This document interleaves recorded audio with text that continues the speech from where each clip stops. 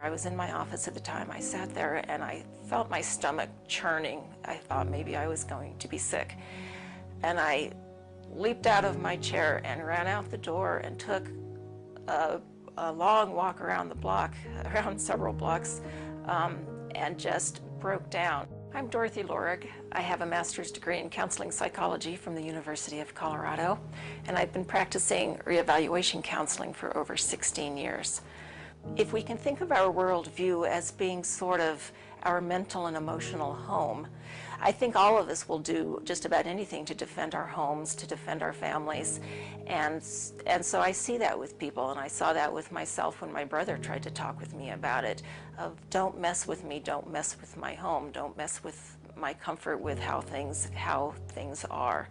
And about a week later, I read a lengthy article by Professor Griffin about why he believes the official account of 9/11 cannot be true. And it was a very well-researched article. I was in my office at the time. I sat there and I felt my stomach churning. I thought maybe I was going to be sick.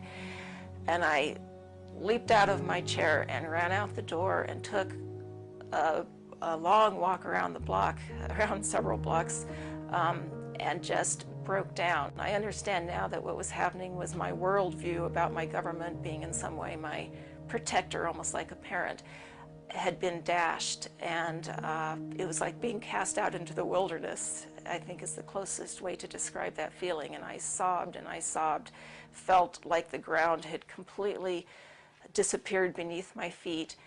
And